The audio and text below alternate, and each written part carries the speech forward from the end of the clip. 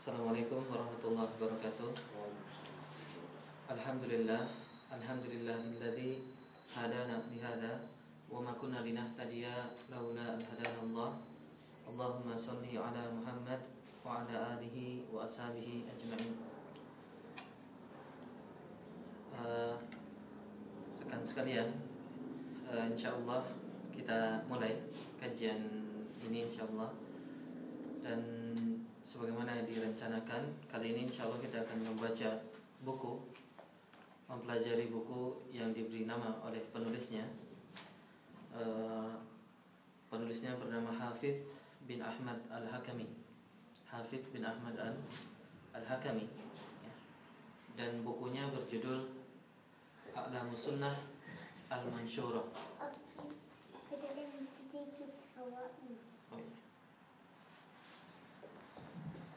Judul bukunya berjudul A'lamus Sunnah Al-Mansyurah. Kalau diterjemahkan, panji-panji sunnah yang terbentang. Buku ini memiliki judul lain, yaitu 200 tanya jawab dalam masalah akidah. Jadi insyaallah buku ini metodenya, jadi para ulama kita menulis buku dengan berbagai metode. Ada yang ditulis dengan metode biasa seperti buku yang kita kenal, ada yang ditulis dengan puisi atau syair, manzumah, ya. Jadi mereka tulis tidak dengan cara biasa, tidak dengan kalimat biasa, tapi dengan puisi-puisi. Dan ada metode lain dengan metode tanya jawab. Nah, buku ini ditulis dengan metode penulisan tanya jawab. Jadi penulisnya ketika hendak memaparkan sesuatu, metodenya adalah dengan bertanya, kemudian beliau jawab sendiri. Beliau jawab dan kita coba mengambil manfaat dari jawaban tersebut insyaallah. Sebelum mulai, sebagai pendahuluan tentunya kita memotivasi diri kita, ya. Mari kita mengingat sebuah kejadian, ya, terjadi di Damaskus, dikisahkan dalam sebuah hadis, ya. Pertemuan antara seorang tabi'in bernama Abu Idris Al-Khawlani. Tabi'in yaitu generasi yang hidup setelah, jadi mereka tidak melihat Rasulullah SAW setelah Rasulullah meninggal, tapi mereka hidup bersama para sahabat, ya. Mereka hidup bersama para sahabat, tetapi mereka tidak sempat bertemu atau datang setelah meninggalnya Rasulullah SAW. Nah, Abu Idris Al-Khawlani ini suatu saat bertemu di sebuah masjid dengan sahabat Mu'adz bin Jabal. Akhirnya Abu Idris mendekati Mu'adz dan kemudian berkata kepada Mu'adz, "Ya Mu'adz, inni uhibbuka fillah. Wallahi inni uhibbuka fillah." Demi Allah, saya cinta kepadamu karena Allah Subhanahu wa taala. Maka Mu'adz mendengar itu kemudian berkata, "Allah." Dalam bahasa Arab, "a" itu artinya apakah karena Allah? Ya, maka Abu Idris mengatakan, "Ya." Mu'adz kembali lagi radhiyallahu anhu kembali bertanya, "Allah, apakah karena Allah?" "Nah, lillahi." Karena Allah, 2 kali. Maka kemudian setelah diyakinkan 2 kali, Mu'adz berkata kepada Abu Idris Al-Khawlani, "Abshir, bergembiralah, ya. Karena saya mendengar dari Rasulullah SAW." Ini hadis yang hendak kita jadikan motivasi pertama. Mu'adz menceritakan bahwa beliau mendengar dari Rasulullah SAW, "Wajabat mahabbati," wajib cinta Allah SWT. Jadi Allah mewajibkan kepada dirinya untuk mencintai orang-orang tertentu. Di antaranya disebutkan 4 kelompok dalam hadis ini, yaitu lil mutahabbina fiyya, orang-orang yang saling mencinta karena Allah Subhanahu wa taala. Dia mencinta karena Allah Subhanahu wa taala. Yang kedua, wal mutajalisina fiyya, dan orang yang saling bermajelis karena Allah Subhanahu wa taala. Dan ini mungkin kita tekankan dan kita jadikan motivasi. Cita-cita kita atau niat kita bermajelis semoga lillahi ta'ala, karena Allah Subhanahu wa ta'ala, ya. Yang dengan begitu insyaallah sebagian dalam hadis ini, maka insyaallah semoga kita termasuk dalam kelompok yang Allah sendiri mewajibkan cintanya kepada kita insyaallah. Jadi mutajalisina fiyya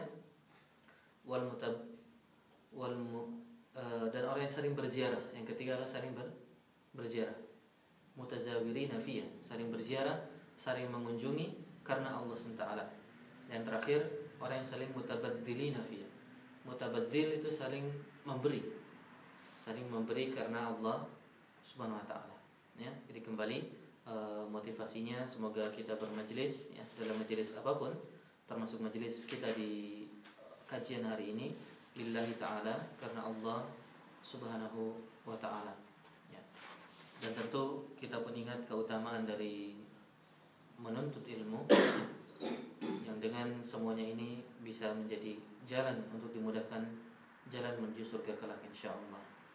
Kembali ini untuk mengingatkan kita, meluruskan niat kita lillahi ta'ala. Terkait buku ini sengaja saya kopikan ya, saya print dan saya kan bahasa Arabnya ya. Jadi bisa sambil coret-coret.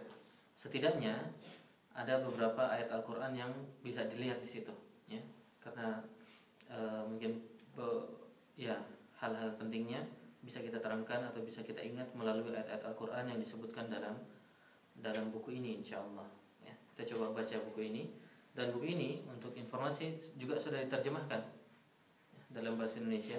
Sudah diterbitkan oleh Gema Insani Press tahun 2005 lalu, cukup lama ya, alhamdulillah cukup ya, sudah terjemahkan dan insyaallah pun sudah cukup tersebar insyaallah ya.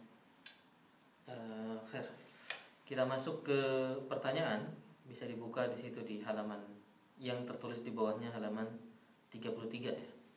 Di halaman 1 sampai 32-nya itu pendahuluan tentang kisah penulis bukunya, tentang pengantar dari buku ini. Kita langsung di bagian ini. Di atasnya tertulis al-as'ilah wal ajwibah, tanya jawab, pertanyaan-pertanyaan dan jawaban. Sin yang pertama, sin di situ maksudnya soal. Pertanyaan yang pertama, ma awwalu ma yajibu 'alal ibadi. Ma awwalu ma yajibu 'alal ibad. Apa kewajiban pertama seorang hamba? Apa kewajiban pertama seorang hamba? Jadi penulis di sini memulai dengan pertanyaan, dan tentu dengan tujuan untuk mengajari kita dengan pertanyaan, kewajiban pertama seorang hamba itu apa? Apa yang seharusnya dia usahakan diprioritaskan di pertama ya. Yang pertama kali dia prioritaskan. Maka beliau jawab di sini, awwalu ma yajibu 'alal ibad ma'rifatul amri alladzi khalaqahumullahu lahu. Jawabannya, kewajiban pertama yang perlu untuk kita fahami, perlu untuk kita ketahui adalah mengetahui untuk apa Allah SWT menciptakan kita. Mengapa Allah SWT menciptakan kita? Alasan dari penciptaan kita atau tujuan dari penciptaan kita. Inilah yang perlu pertama kali untuk kita ilmui, untuk kita ketahui. Mengapa Allah SWT menciptakan kita? Saya sebagai pribadi ataupun manusia secara umum. Ya. Jadi ini pelajaran yang beliau berikan di pertanyaan pertama, kewajiban apa yang pertama kali perlu diketahui oleh seorang hamba? Maka jawabannya adalah hendaknya dia mengetahui untuk apa dia diciptakan oleh Allah Subhanahu wa taala.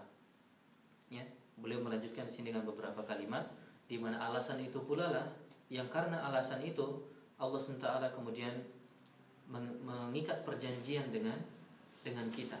Ya, sebenarnya kita ketahui sebelum kita lahir ke alam dunia ini kita pernah berjanji kepada Allah SWT ya, ketika Allah mengatakan alastu bi rabbikum, bukankah saya Rabb kalian? Dan kita mengatakan bala, syahidna, iya ya. Kemudian juga karena alasan itu pula Allah SWT mengirimkan para rasul ya, wa ursila bihi rusulahu ilaihim.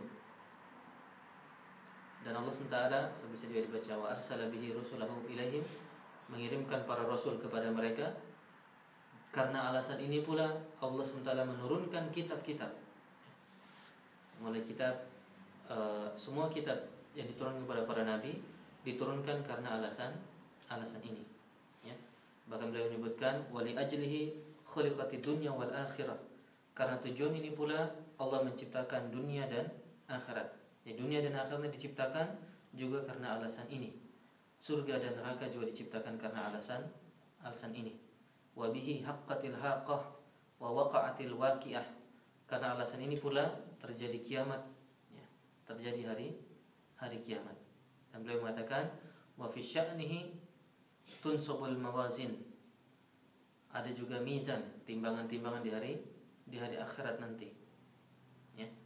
Dan karena hal ini pula manusia terbagi menjadi yang bahagia dan yang sengsara, ya. Terkait dengan tujuan dari diciptakannya manusia ini. Bahkan beliau mewakili dengan ayat di surah Nur ayat 40, "Wa man lam yaj'alillahu lahu nura fama lahu min nurin." Di akhir soal yang pertama itu beliau menukil ayat di surah Nur, "Wa man lam yaj'alillahu lahu nura." Barang siapa yang Allah SWT tidak memberikan kepadanya cahaya, ya, barang siapa yang Allah tidak memberikan kepadanya cahaya, fama lahu min nurin, maka dia tidak akan mendapatkan cahaya. Maksudnya, ya, beliau mengisyaratkan barang siapa yang Allah tidak memberikan kepadanya pemahaman tentang tujuan ini, maka dia tidak akan mendapatkan cahaya. Dia tidak akan mendapatkan kejelasan tentang untuk apa hidupnya ini. Ya.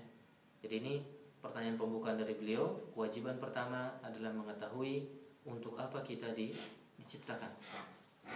Pertanyaan kedua, baru beliau masuk di apa? Ya, beliau berkata di situ di scene yang kedua. Tadi jawaban dimulai dalam kurung jim, ya. Jawabannya dalam kurung jim. Scene yang kedua, pertanyaan yang kedua, ma huwa dzalikal amru alladzi khalaqal khalqa li ajlihi? Apa itu? Apa urusan yang karenanya Allah SWT menciptakan makhluknya? Ya.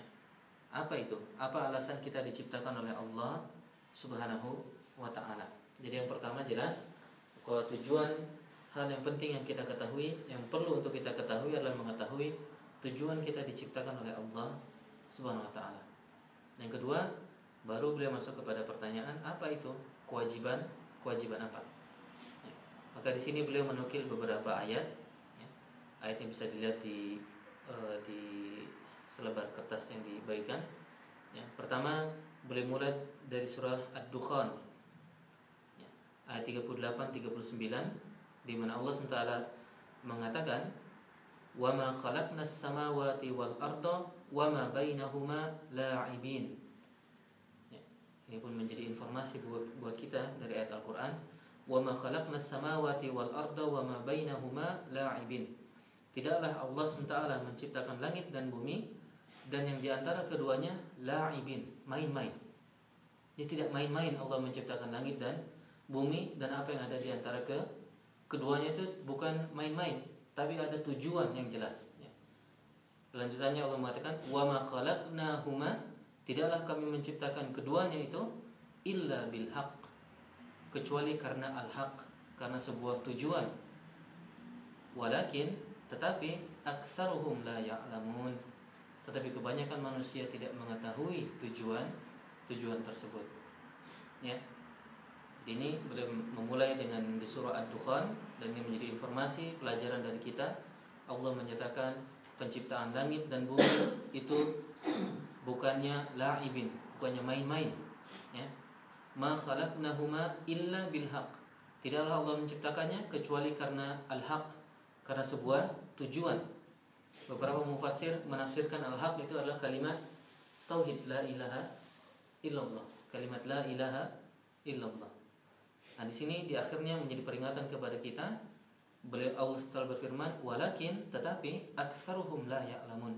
Kebanyakan manusia tidak tahu kenapa Allah menciptakan langit, kenapa Allah menciptakan bumi dan apa yang ada di antara keduanya. Ya.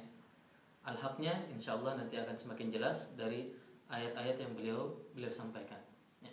Tapi dari sini menjadi juga pelajaran buat kita, informasi, ya, ilmu buat kita, bahwasanya penciptaan langit dan bumi ini tidak sembarangan.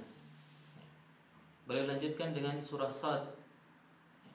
Surah Sad ayat 27, ya. Surah Sad ayat 27, di mana Allah SWT mengatakan, wa ma khalaqnas samaa wal arda wa ma bainahuma batila.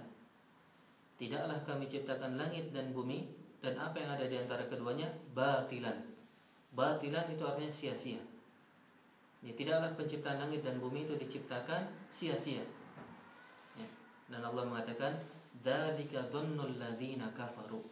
Itulah sangkaan orang-orang yang kufur. Ada orang yang kufur mengira penciptaan langit dan bumi itu sia-sia saja, tidak ada tujuannya, ya. Sehingga mereka bebas melakukan apapun seakan-akan tidak ada tujuan, ya. Sehingga mereka bisa membuat tujuan-tujuan sendiri di dunia ini, ya. Tidak terikat kepada tujuan yang diberikan oleh pencipta langit dan bumi dan juga pencipta mereka sendiri. Ya, kembali dalam surah Sad ini Allah SWT mengatakan wa ma khalaqnas sama wal ard wa ma bainahuma batila. Tidaklah Allah menciptakan langit dan bumi dan apa yang ada di antara keduanya batilan, sia-sia. Jadi tidak sia-sia. Kalau kita mengira sia-sia, Allah mengingatkan dzalika dzannul ladzina kafaru. Itulah persangkaan orang-orang yang kufur. Ya, persangkaan orang-orang yang kufur. Ya.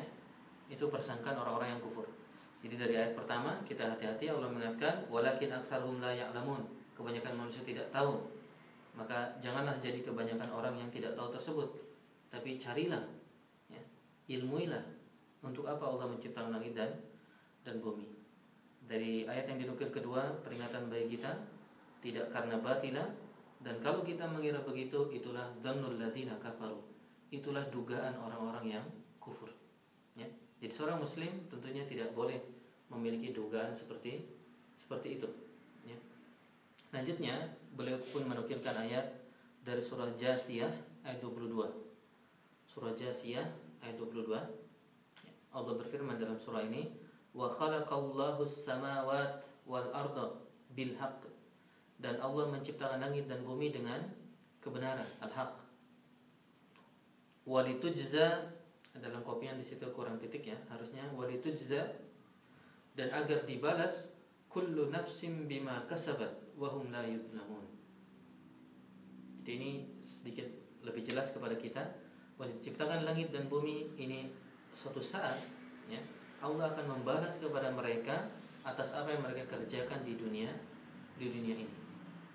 Seakan-akan menginformasikan bahwasanya dunia diciptakan ini, ya, sebagai ujian bagi kita. Nanti Allah SWT akan membalas apa yang kita lakukan di dunia ini berdasarkan apa yang kita lakukan di dunia ini. Ya, wa khalaqallahu samawati wal arda bil haqq, atas kebenaran, walitujza, dan penciptaan langit ini untuk apa? Untuk dibalas nanti setiap orang bima kasabat, atas apa yang mereka lakukan, atas apa yang mereka usahakan. Wahum la yuzlamun, dan mereka tidak akan dizalimi. Jadi dunia ini adalah tempat di mana Allah akan melihat apa yang mereka lakukan dan kelak akan dibalas oleh Allah Subhanahu wa taala. Inilah pandangan seorang beriman, seorang muslim. Mereka tidak seperti orang kufur yang mengatakan batilah, dunia ini batil, sia-sia, sehingga mereka bisa membuat tujuan masing-masing. Tapi seorang beriman meyakini Allah SWT menjadikan dunia ini sebagai ujian dan nanti akan membalas sesuai dengan apa yang kita kerjakan di dunia ini. Lebih jelas beliau menukil di surah Dzariyat yang kita kenal, masyhur ayat ini. Allah mengatakan wa ma khalaqtul jinna wal insa illa liya'buduni. Ini semakin jelas bahwasanya al-haq, kebenaran yang dimaksud di atas adalah illa liya'budun, kecuali untuk beribadah kepada Allah Subhanahu wa taala. Kecuali untuk beribadah kepada Allah Subhanahu wa taala. Dan inilah rekan-rekan sekalian, untuk mengingatkan kita pelajaran dari pertanyaan kedua, bahwa tujuan tersebut yang kita sebutkan di pertanyaan pertama, kewajiban apa yang perlu kita ketahui pertama kali, yaitu mengetahui tujuan ini. Dan tujuannya adalah untuk beribadah kepada Allah Subhanahu wa taala dalam makna yang begitu luas. Insyaallah akan kita pelajari dalam pertanyaan keempat nanti, apa itu ibadah, ya. Tapi yang jelas dari pertanyaan kedua ini, tujuan kita diciptakan adalah illa liya'buduni, kecuali untuk beribadah kepada Allah Subhanahu wa taala. Ya, jadi ini tujuan kita diciptakan adalah untuk menghamba, untuk beribadah kepada Allah Subhanahu wa taala. Dan mungkin bisa kita tambahkan ayat yang juga ma'ruf di surah Al-Bayyinah. Allah SWT mengatakan wa ma umiru, ayat ini tidak dituliskan dalam buku ini, tapi bisa kita tambahkan. Kalau ada catatan silakan bisa dioret-oret kertasnya. Sebenarnya termasuk tujuannya tempat orat-orat ya. Bisa kita tambahkan surah Al-Bayyinah ayat 5 di mana Allah SWT berfirman, "Wa ma umiru illa liya'budullah."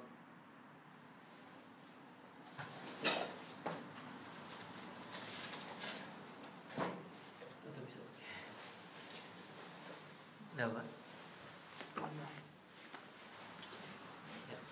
Di sini ya bisa ditambahkan, ditulis surah Al-Bayyinah di mana Allah SWT berfirman, "Wa ma umiru illa liya'budullaha mukhlishina lahud-din hunafa."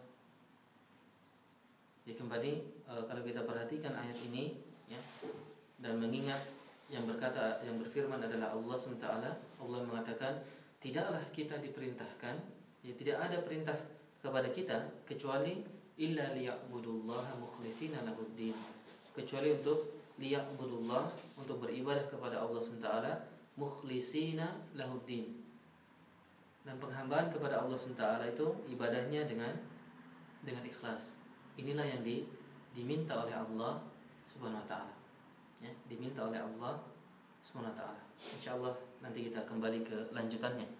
Ya, sebagai lanjutannya mungkin kita hafal semua. Ila liya'budu wa ma umiru illa liya'budullaha mukhlishina lahu-din hunafa wa yuqimus shalah wa yu'tuz zakah.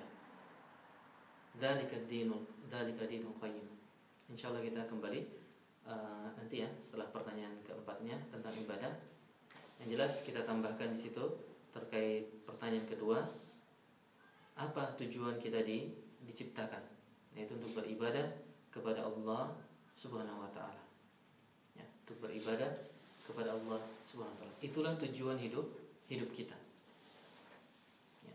Dan sebagai tambahan, rekan-rekan sekalian, ada ayat yang begitu luar biasa.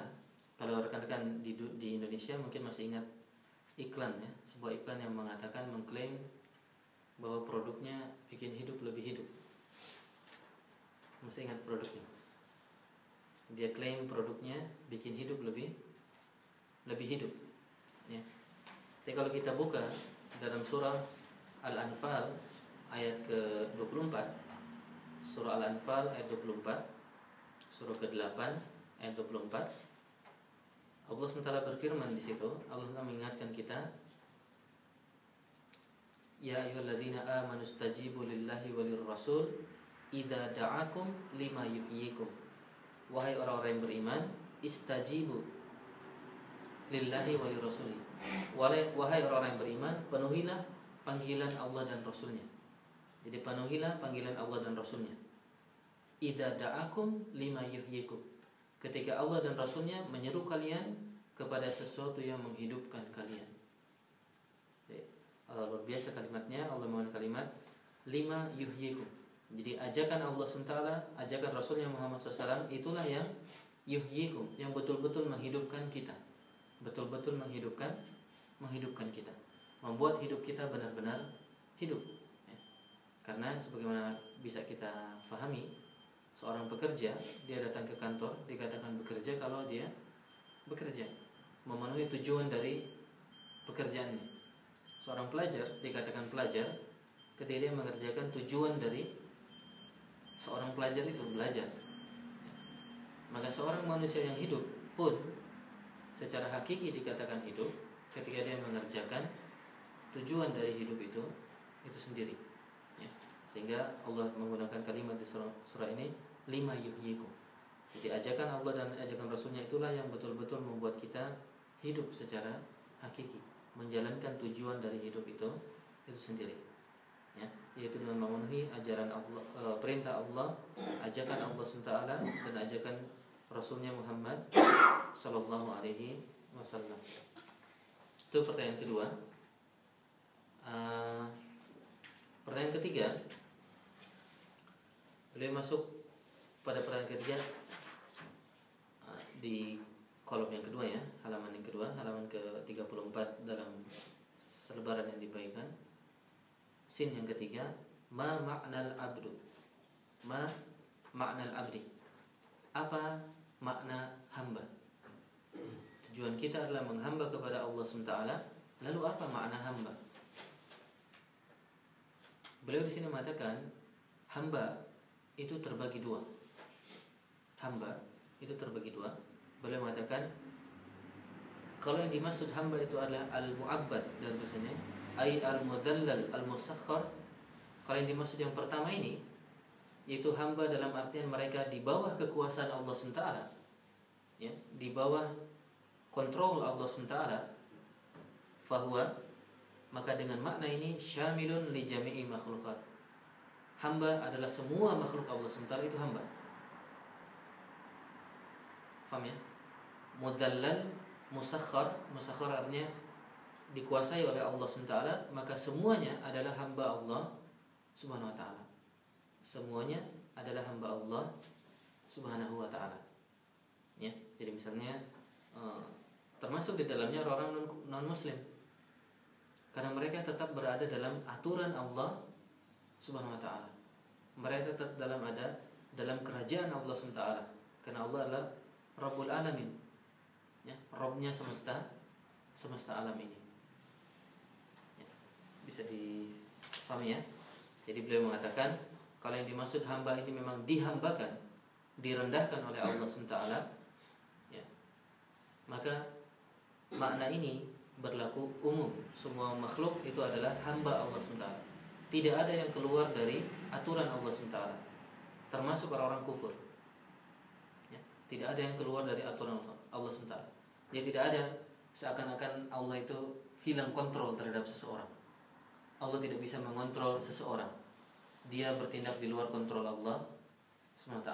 Tidak, karena Allah adalah Rabbul Alamin, Rabbnya semesta alam ini, ya. Beliau mewakili dengan ayat di surah Yasin, ya, ayat 38. Dzalika taqdirul azizil alim. Itulah ketetapan Allah SWT Al-Aziz Al-Alim, yang maha kuat, yang maha berkuasa, dan maha mengilmui, maha mengetahui. Jadi semuanya ini ada dalam takdirul azizil alim. Termasuk kufurnya orang-orang yang kufur, ya, itu tetap ada dalam ketetapan Allah Subhanahu wa ta'ala. Lalu mengapa Allah meridhoi hal-hal tersebut? Ya demikianlah para ulama mengatakan atas hikmah Allah Subhanahu wa ta'ala, Allah membiarkan hal-hal tersebut. Ini dari sisi Allah.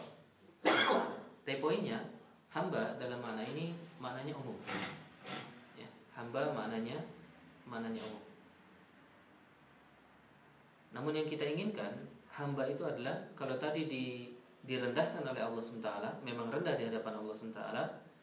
Yang dimaksud yang kedua ini yang khusus, dan ini yang ada pujian di dalamnya adalah al-abid, al-muhib, al-mutadzallil. Orang yang menghamba kepada Allah SWT, orang yang mencinta kepada Allah SWT, dan orang yang merendahkan dirinya kepada Allah Subhanahu wa ta'ala. Jadi kalau yang kedua ini aktif, ya. Dia merendahkan diri kepada Allah SWT, dia cinta kepada Allah SWT, maka dengan itu dia ikut kepada Allah Subhanahu wa ta'ala, ya. Maka makna ini hamba adalah orang-orang yang beriman, orang-orang yang ikut kepada Allah Subhanahu wa ta'ala, orang-orang yang merendahkan dirinya kepada Allah Subhanahu wa ta'ala, ya. Sehingga dalam ayat Al-Quran kita kenal wa ibadur rahman, dan hamba-hamba ar-Rahman. Inilah hamba yang kita inginkan, yaitu hamba yang spesial, hamba yang mereka menghambakan dirinya kepada Allah Subhanahu wa ta'ala, menghambakan dirinya kepada Allah Subhanahu wa ta'ala. Tidak hamba dalam makna umum, karena memang semuanya juga hamba Allah, ya. Tidak ada yang bukan hamba Allah, karena posisinya hanya dua, Tuhan dan hamba, ya.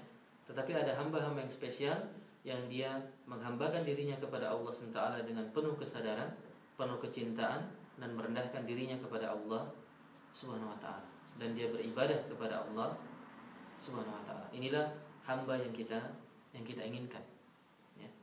Insyaallah semakin jelas dengan pertanyaan selanjutnya, mahiyal ibadah, apa itu ibadah? Jadi hamba yang spesial tadi adalah hamba yang melakukan ibadah kepada Allah Subhanahu wa ta'ala, melakukan ibadah kepada Allah Subhanahu wa ta'ala, ya. Jadi pertanyaan selanjutnya, mahiyal ibadah, apa itu ibadah, ya, apa itu ibadah. Nomor 3, semoga jelas ya. Jadi hamba itu ada 2. Pertama, hamba secara umum, semuanya hamba. Di hadapan Allah SWT semuanya hamba. Tidak ada sesama Tuhan, tidak ada. Waliyadzubillah, ya. Tidak ada sesama. Jadi hanya Allah SWT Rabbul Alamin. Yang lainnya berada di bawah kekuasaan Allah Subhanahu wa taala. Termasuk kufurnya orang-orang yang kufur atas kehendak dan izin dari Allah SWT, atas hikmah yang Allah SWT kehendaki. Ya. Jadi ini 2 hal yang mungkin perlu kita ketahui, ya, dan perlu kita ingat. Ya. Sekalian kita ingat ada 2 sifat Allah SWT, Al-Aziz dan juga Al-Alim dalam ayat tadi. Dalam ayat lain disebutkan Al-Aziz dan Al-Hakim. Aziz dan Hakim, Maha Kuasa, tapi juga Allah SWT Maha Bijaksana. Ini dua sifat Allah yang perlu untuk kita ingat. Allah Maha Kuasa, tapi juga Allah Maha Bijaksana. Sehingga kalau kita berdoa kepada Allah SWT, hadirkan 2 ini. Kita meminta sesuatu, yakinlah Allah SWT itu Al-Aziz. Kalau Allah berkehendak, apa yang kita minta itu bisa langsung dikasih, ya, bisa langsung diberikan. Tapi kenapa tidak diberikan? Karena demikianlah Allah SWT selain Al-Aziz juga memiliki sifat Al-Hakim, Maha Bijaksana, Maha mengetahui apa yang terbaik buat kita, buat hambanya. Ya. Jadi yang keempat, ma hiyal ibadah? Apa itu ibadah? Jawabannya, ibadah adalah al-ibadatu hiya. Di sini kalau bisa disyakali, silakan disyakali. Ibadah adalah ismun jami'. Ibadah adalah sebuah kata yang mencakup semua yang likulli ma yuhibbuhullahu wa yardahu. Semua yang dicintai dan diridhoi oleh Allah SWT itulah ibadah. Semua hal yang dicintai dan diridhoi oleh Allah Subhanahu wa taala. Minal aqwal wal a'mal, baik perkataan maupun perbuatan, al-zahirah wal batinah, yang tampak maupun yang tidak tampak.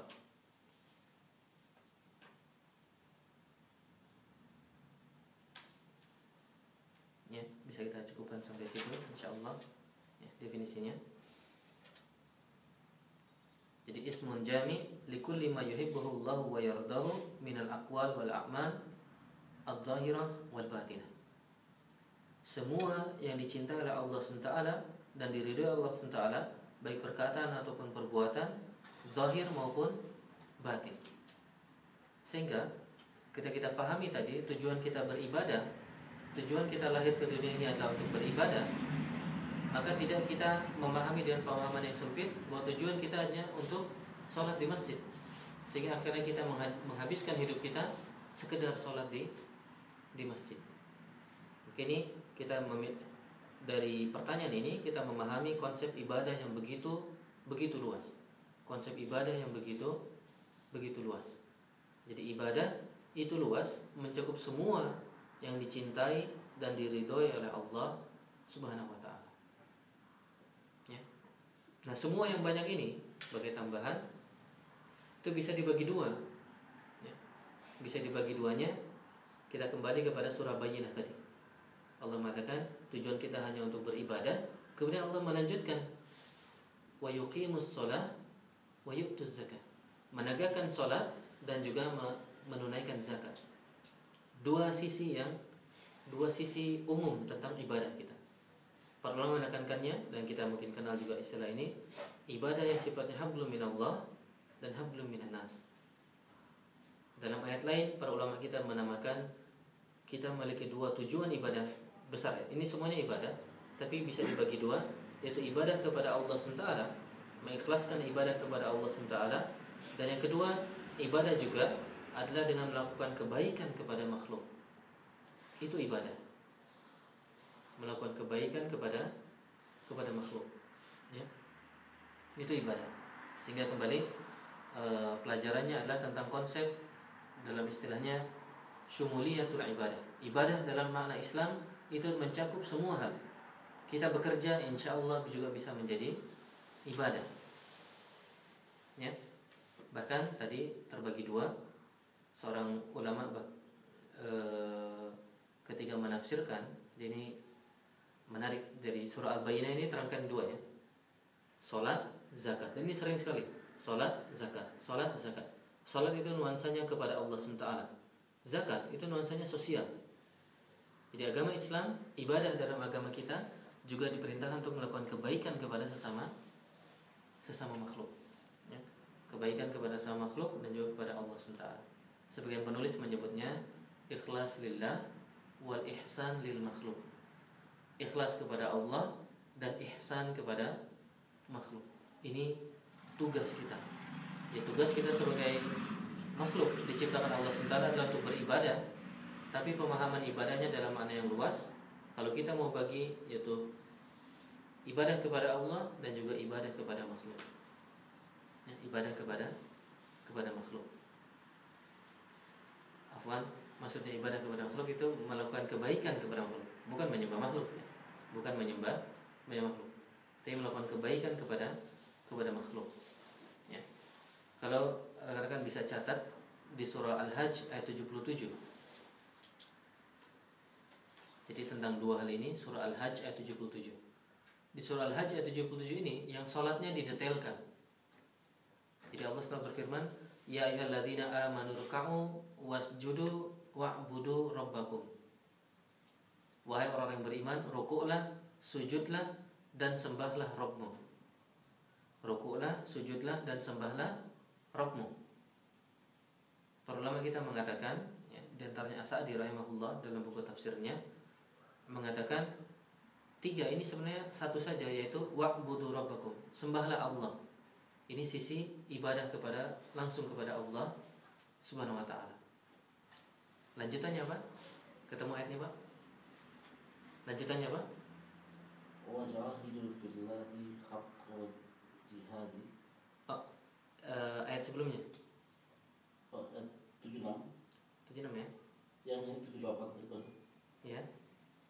Yang 78. Yang ya ayyuhalladzina amanu ruk'u wasjudu wa'budu rabbakum. Itu 7 ya ayyuhalladzina amanu ruk'u wasjudu wa'budu rabbakum waf'alul khaira la'allakum tuflihun. Di lanjutannya waf'alul khaira, dan kerjakanlah kebaikan. Kerjakanlah kebaikan. Jadi selain ibadah kepada Allah SWT berupa ruku, sujud, kita adalah umat yang mendapat perintah untuk mengerjakan kebaikan. Ya. Para ulama menjelaskan secara khusus kebaikan ini adalah kebaikan kepada makhluknya. Ya, berlaku ihsan kepada makhluknya. Ya, berlaku ihsan kepada makhluknya. Ya. Jadi ini kembali kita tekankan, ibadah adalah begitu umum dalam ajaran agama Islam. Kalau kita mau bagi dua, yaitu beribadah ikhlas kepada Allah SWT dan beribadah kepada Allah melalui kebaikan kepada makhluknya. Jadi luar biasa, agama Islam adalah agama yang mengajarkan kita tidak hanya beribadah kepada Allah SWT, langsung kepada Allah, tapi beribadah dengan cara menolong orang lain, menolong makhluk Allah SWT. Sehingga pantaslah ya, agama ini dikatakan sebagai rahmatan lil alamin, berkah bagi semesta alam. Ya. Jadi nomor 4 adalah pertanyaannya mahiyal ibadah, apa itu ibadah? Ya, semoga bisa kita pahami. Jadi ibadah adalah kalimat yang mencakup semua yang dicintai dan diridhoi oleh Allah SWT, baik perkataan ataupun perbuatan, zahir ataupun batin. Zahir atau batin artinya ada ibadah seperti sholat, ada ibadah-ibadah yang tak kelihatan seperti keyakinan, tawakal kepada Allah SWT, itu kan batin, tetapi itu bentuk ibadah. Yang itu juga bentuk ibadah. Jadi hati ini bisa beribadah dengan meyakini, ya, dengan tawakal kepada Allah SWT. Ya. Ada istilahnya amal-amal hati. Jadi hati kita bisa beramal dengan ibadah hati. Ya. Jadi ibadah itu begitu luas. Beliau lanjutkan yang sin yang kelima, mata yakunul amalu ibadatan. Kapan? Mata artinya kapan ibadah, kapan sebuah amal itu bisa menjadi ibadah. Kapan sebuah amal itu bisa menjadi ibadah. Dalam pembahasan akidah, pertanyaan ini sebenarnya bertanya apa itu rukun ibadah. Rukun ibadah. Beliau bertanya dengan cara kapan kita beramal, lalu amal itu bisa menjadi sebuah ibadah kepada Allah SWT. Ya. Di dalam pembahasan akidah inilah yang disebut dengan rukun ibadah. Beliau menjawab, idza kamula fi syai'an, jika ada dua hal dalam amal tersebut. Pertama, kamalul hubbi, sempurnanya kecintaan kepada Allah SWT melalui ibadah tersebut, melalui amal tersebut. Yang kedua, kamalul dzulli, sempurnanya kehinaan kepada Allah SWT. Jadi kita melakukan sesuatu karena cinta kepada Allah SWT dan melakukan sesuatu karena rasa hina kepada Allah Subhanahu wa ta'ala. Ya. Jadi ibadah kita perlu ada dua hal ini.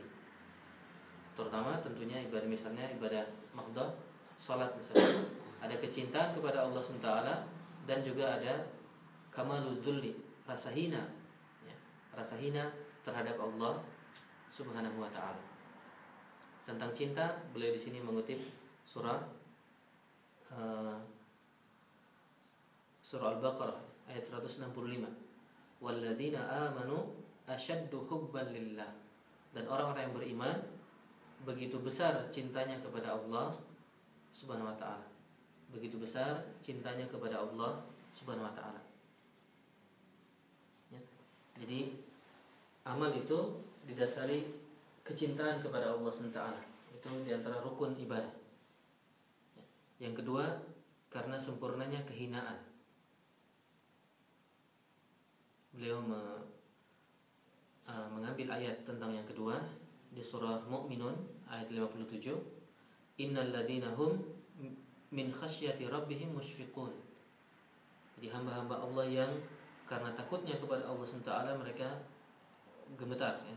Mereka takut kepada Allah Subhanahu wa ta'ala, ya. Artinya merasa hina kepada Allah Subhanahu wa ta'ala. Atau dalam penjelasan lain, yang hina ini terbagi dua. Jadi yang hina itu terbagi dua, yaitu kehinaan itu ada dua rasa, yaitu rasa harap dan juga rasa takut kepada Allah SWT. Rasa harap dan rasa takut. Harap dan takut itu terkumpul dalam ayat yang setelahnya disebutkan di sini, surah Al-Anbiya ayat 90. Allah bercerita tentang keluarga para nabi, innahum kanu yusari'una fil khairat. Mereka itu senantiasa berlomba-lomba mengejar kebaikan. Wa yad'unana, dan mereka beribadah kepada kami. Bagaimana beribadahnya? Raghaban wa rahaban. Nah inilah, kalau kita beribadah harusnya seperti ini, yaitu raghaban wa rahaban. Raghaban itu artinya dia penuh harap kepada Allah SWT, berharap kepada Allah Subhanahu wa ta'ala.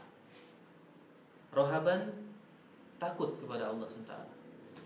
Wa kanu lana khashi'in, dan mereka takut kepada Allah Subhanahu wa ta'ala. Wa kanu lana khashi'in. Intinya kita ambil dari kalimat raghaban wa rahaban. Jadi ada tiga: cinta, harap, dan takut. Ini yang para ulama kita sebut secara umum yaitu rukun ibadah. Ketika kita beribadah kepada Allah SWT, hendaknya ada tiga hal ini: cinta, berharap, dan takut kepada Allah SWT. Bergabung semuanya. Kecintaan kepada Allah SWT, rasa harap kepada Allah SWT, dan juga rasa takut kepada Allah Subhanahu wa ta'ala. Pada saat itulah amal kita insya Allah bisa menjadi ibadah. Ini rukun. Nanti kita bahas syarat diterimanya ibadah.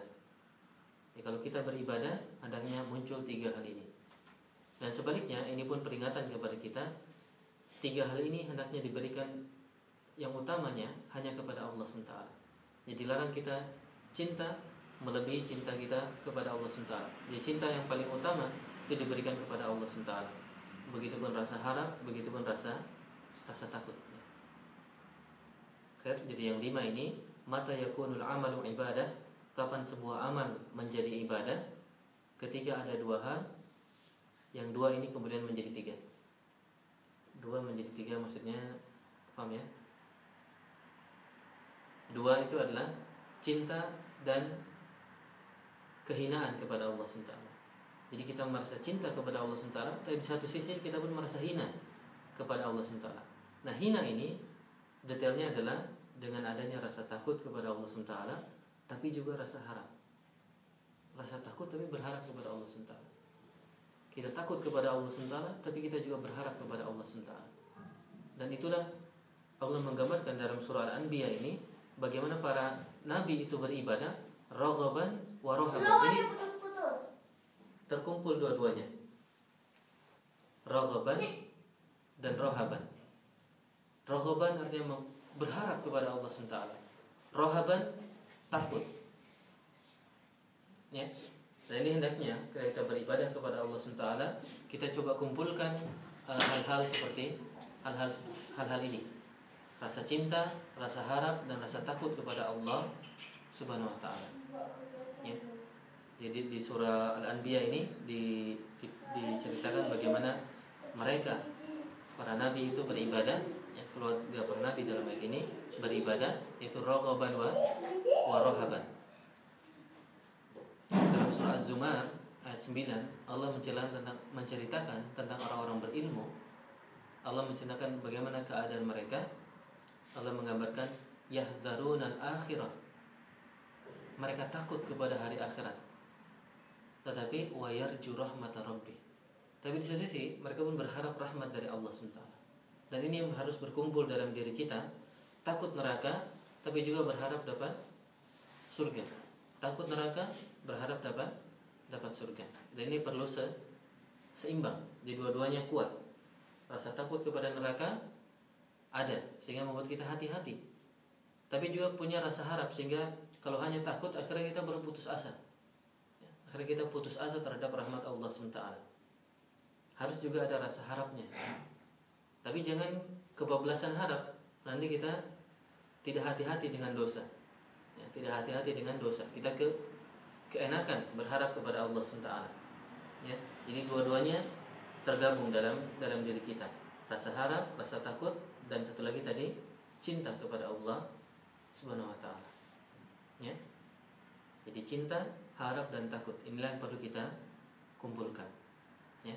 Tentang cinta tadi di surah Al-Baqarah ayat 165, walladzina amanu, dan orang-orang yang beriman asyaddu itu begitu kuat, hubban, begitu kuat cintanya lillahi, kepada Allah Subhanahu wa ta'ala. Asyaddu hubban lillah.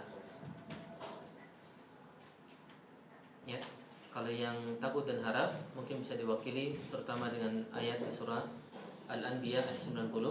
Ya, Al-Anbiya ayat 90. Ya, terutama dalam kalimat raghaban itu berharap, wa rahaban, dan juga takut. Harap dan takut. Kalau tadi dicatat juga surah Az-Zumar ayat 9 ya. Jadi ada kalimat orang-orang yang berilmu itu orang-orang yang beramal. Dalam amalnya mereka melakukan amal zahir dan juga batin. Ya. Jadi mereka itu dalam surah Az-Zumar itu disebutkan sajidan wa qa'iman. Mereka sujud dan juga mereka berdiri. Ini menceritakan bahwa mereka itu salat malam. Lalu dalam keadaan itu amal zahirnya, amal batinnya dalam hatinya bagaimana? Yahdharul akhirah wa yarju rahmatar rabbih. Berharap akhirat tetapi juga yahdharul akhirah, takut kepada siksa akhirat, tapi juga berharap rahmat dari Allah Subhanahu wa ta'ala. Ya. Itu pertanyaan nomor berapa? Nomor 5. Ya. Nomor 6. Pertanyaan selanjutnya beliau mengatakan ya, pertanyaan ma alamatu mahabbatil abdi rabbahu azza wa jalla. Tadi kita bilang cinta, harus ada cinta. Maka pertanyaan selanjutnya beliau bertanya, apa tanda seorang hamba itu cinta kepada Rabbnya? Apa tandanya kalau seorang hamba itu cinta kepada Rabbnya? Ya, kalau kita cinta kepada Allah SWT, tandanya apa? Tandanya, beliau jawab, tanda hal tersebut, alamatu dzalika adalah ayyuhibba ma yuhibbuhullahu ta'ala. Dia mencintai apa yang dicintai oleh Allah Subhanahu wa ta'ala, wa yabghadu, dan dia pun membenci apa yang dibenci oleh Allah Subhanahu wa ta'ala. Jadi tandanya dia cinta apa yang dicintai Allah Subhanahu wa ta'ala, dia benci apa yang dibenci oleh Allah Subhanahu wa ta'ala. Fayamtathilu awamirahu wa yajtanibu manahi. Maka mereka melaksanakan perintah Allah SWT, karena yang diperintahkan itulah yang dicintai oleh Allah Subhanahu wa ta'ala. Dan mereka pun menjauhi larangan Allah SWT, karena yang dilarang itu yang dibenci oleh Allah Subhanahu wa ta'ala. Jadi terhadap perintah dan larangan, ya, mereka mencintai apa yang dicintai Allah SWT, yaitu perintahnya. Mereka membenci apa yang dilarang oleh Allah SWT, apa yang dibenci oleh Allah SWT, yaitu larangannya. Begitupun mereka yuwali awliya'uhu, mereka berwali, artinya mencintai wali-wali Allah SWT. Dan mereka membenci musuh, orang yang memusuhi Allah Subhanahu wa ta'ala. Dan inilah seharusnya kita. Bentuk cinta kita kepada Allah SWT itu ditunjukkan dengan kecintaan kita kepada perintah-perintah Allah, kecintaan kita kepada kebencian kita kepada larangan-larangan Allah SWT, termasuk juga cinta kita kepada orang-orang yang mengerjakan perintah-perintah Allah SWT, wali-wali Allah SWT. Ya. Siapa itu wali-wali Allah SWT? Wali Allah SWT adalah alladzina amanu wa kanu yattaqun, orang-orang yang beriman dan bertakwa kepada Allah SWT. Ya, jadi ini definisi wali Allah. Itu bisa kita baca di dalam surah Yunus ayat 62 dan 63. Di situ tidak disampaikan di sini, tapi sekedar tambahan tentang siapa wali Allah SWT. Jadi wali Allah SWT itu adalah orang yang beriman dan bertakwa. Derajat kewaliannya tergantung dari imannya, tergantung dari takwanya. Jadi pada prinsipnya kita semua adalah wali Allah SWT sesuai dengan keimanan kita, sesuai dengan ketakwaan kita. Semakin meningkat keimanan kita, maka semakin tinggilah derajat kewalian kita di hadapan Allah Subhanahu wa ta'ala. Dan kita terkait hal ini seharusnya mencintai orang yang semakin banyak mengerjakan amal-amal saleh. Jadi kita cinta seseorang itu lillah, karena Allah SWT, karena dia mengerjakan apa yang diperintahkan oleh Allah SWT. Ya, bukan karena yang utamanya adalah karena itu, bukan karena yang lain-lain. Ya, tapi karena kecintaan kita kepada Allah SWT, dan ternyata orang tersebut semakin banyak mengerjakan apa yang diperintahkan oleh Allah SWT, semakin harusnya kita cinta kepada orang tersebut. Ya, ini yang menjadi tanda seseorang itu cinta kepada Allah Subhanahu wa ta'ala, yaitu singkatnya al-hubbu fillah wal bughdu fillah. Cinta karena Allah dan benci karena Allah. Ya. Kita akhiri di pertanyaan ke-7 insyaallah karena terbatasan waktu. Ya. Yang ke-6 tadi pertanyaannya adalah apa tanda seseorang cinta kepada Allah SWT? Jawabannya, tandanya adalah ketika dia mencintai apa yang dicintai Allah, membenci apa yang dibenci Allah. Maka pertanyaan ke-7, bagaimana seorang hamba bisa tahu sesuatu dicintai Allah atau tidak? Jadi penulis mencoba memberikannya berlangkah-langkah ya. Buat Pak Hengki yang programmer mungkin stepnya lebih jelas nih. Jadi beliau menerangkan dengan cara seperti ini, menjelaskan poin per poin. Jadi setelah nomor 5 tadi nomor 5 ya, kapan sesuatu amal itu bisa menjadi ibadah? kalau ada cintanya, kalau ada takutnya, kalau ada harapnya. Pertanyaan ke nomor 6-nya, apa tanda seseorang itu cinta kepada Allah SWT? Kalau dia mencintai apa yang Allah cintai, dia membenci apa yang Allah benci. Pertanyaan selanjutnya, dari mana dia tahu sesuatu itu dicintai atau dibenci oleh Allah SWT? Maka jawabannya adalah arafuhu bi irsalillahi ta'ala ar-rusul wa inzalihil kutub. Mereka mengetahui hal tersebut dengan para rasul yang dikirim oleh Allah SWT dan kitab yang diturunkan oleh Allah Subhanahu wa ta'ala. Ya, para rasul dan juga kitab yang diturunkan oleh Allah Subhanahu wa ta'ala. Sehingga dari beberapa pertanyaan ini semoga menjadi jelas. Tujuan kita diciptakan adalah untuk beribadah kepada Allah SWT. Dan ibadah itu dengan makna yang luas, dicintai dan diridhoi oleh Allah Subhanahu wa ta'ala. Ya. Sebuah ibadah itu rukunnya atau perlu ada kecintaan kepada Allah SWT, ada rasa harap dan ada rasa takut. Ya. Kecintaan kepada Allah SWT ditunjukkan dengan mencintai apa yang Allah cintai, membenci apa yang Allah benci. Tapi yang paling penting, dari mana kita tahu sesuatu dicintai Allah SWT atau dibenci Allah SWT? Jawabannya adalah dengan penjelasan Rasul dan juga penjelasan yang terdapat dalam kitab, yaitu Al-Quran untuk kita. Untuk saat ini itu Rasulnya Muhammad SAW dan kitabnya adalah Al-Quran. Ya, sehingga ajaran Nabi kita SAW dan Al-Quran yang terdapat dalam Al-Quran bagi kita adalah jalan untuk kita mengetahui apa saja yang dicintai Allah SWT, apa saja yang dibenci oleh Allah SWT. Maka karena kita cinta kepada Allah SWT, kita tertarik, ya, termotivasi untuk mengetahuinya, ya, mencintai apa yang dicintainya, membenci apa yang dibenci oleh Allah Subhanahu wa ta'ala. Ya. Di sini ada dua ayat.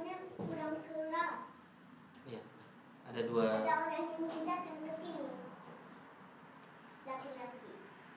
dua ayat yang mungkin jadi pelajaran bagi kita tentang hal ini, ya. Pertama, Allah SWT berfirman dalam surah An-Nisa ayat 165, ya, tentang para rasul.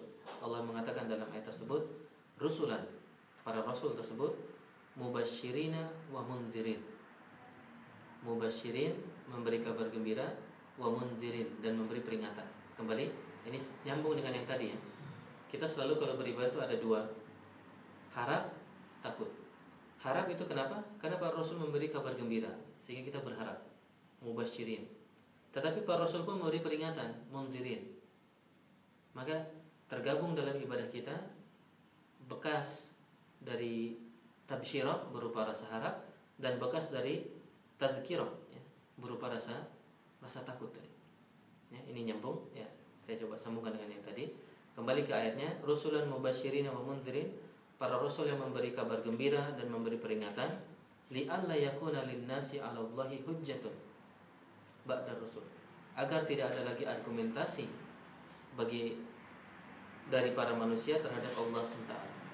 Jadi dengan adanya para rasul, manusia tidak bisa lagi mengatakan, kami tidak tahu apa yang kamu cintai, sehingga kami tidak mengerjakannya. Tapi dengan dikirimnya para rasul, Allah SWT akan telah menjelaskan, ini yang aku cintai, ini yang aku benci.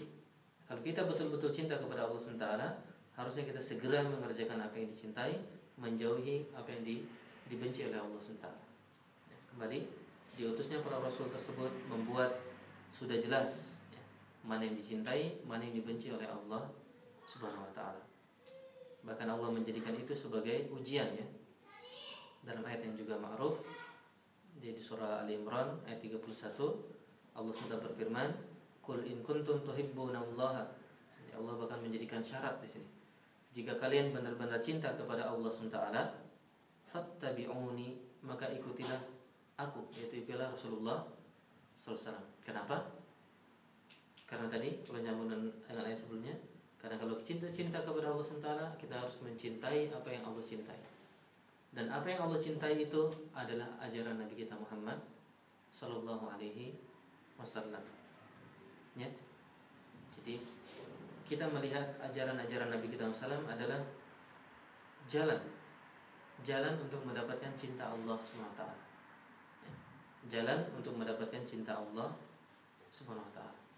Ya, seperti mungkin seorang suami, ya, ketika dia ingin mendapat cinta dari istrinya, ya, tentu dia harus tahu apa yang dicintai atau disenangi oleh istrinya. Ya.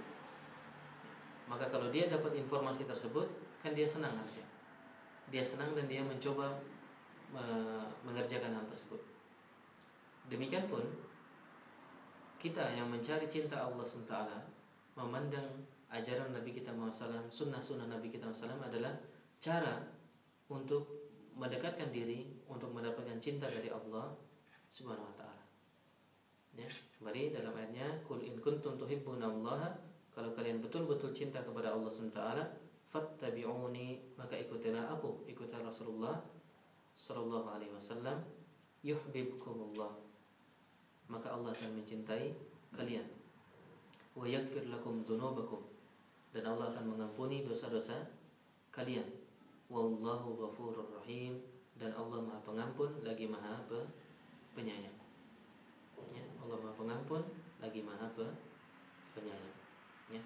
Inilah jalan kita untuk memenuhi tujuan hidup kita beribadah, ya, dengan mencintai Allah SWT dan mengikuti panduannya, yaitu ajaran para nabi, khususnya kita itu Nabi Muhammad sallallahu alaihi wasallam.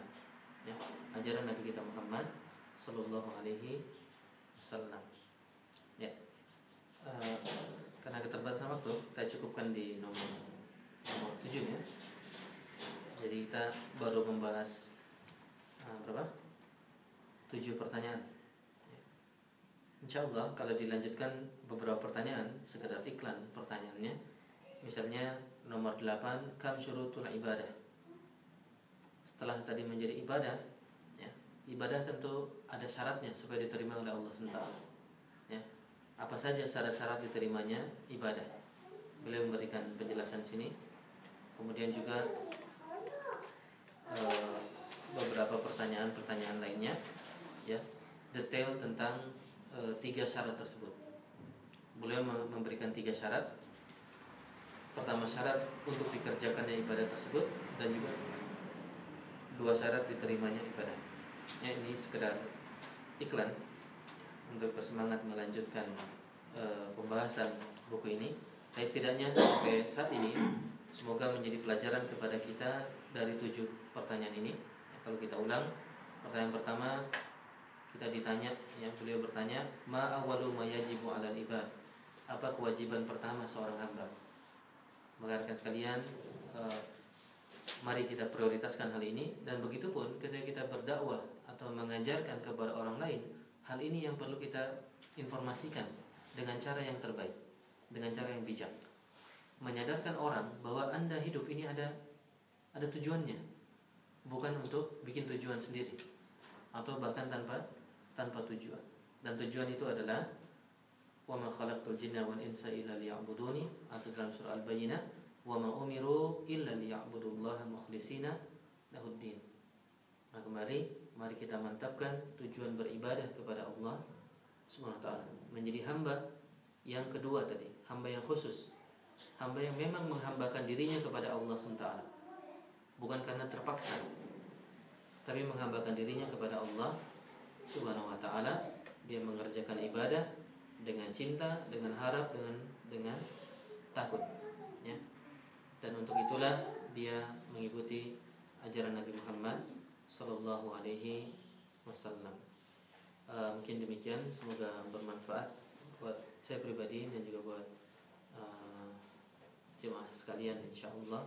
Semoga menjadi ilmu dan juga semoga bisa melahirkan amal kepada kita, ya. Di antaranya kita bersemangat mencari ajaran Nabi kita SAW, mengikutinya dan mengamalkannya. Demikian kita tutup, dan insyaallah kita sholat asar setelah ini. Kalaupun ada yang mau didiskusikan pada asar, mungkin bisa kita adakan setelah sholat asar insyaallah, kalau memang ada. Hadanallah wa iyyakum ajma'in. Subhanakallahumma wa bihamdika, asyhadu an la ilaha illa anta, astaghfiruka wa atubu ilaik. Wa akhiru da'wana alhamdulillahirabbil alamin. Assalamualaikum warahmatullahi wabarakatuh. Waalaikumsalam.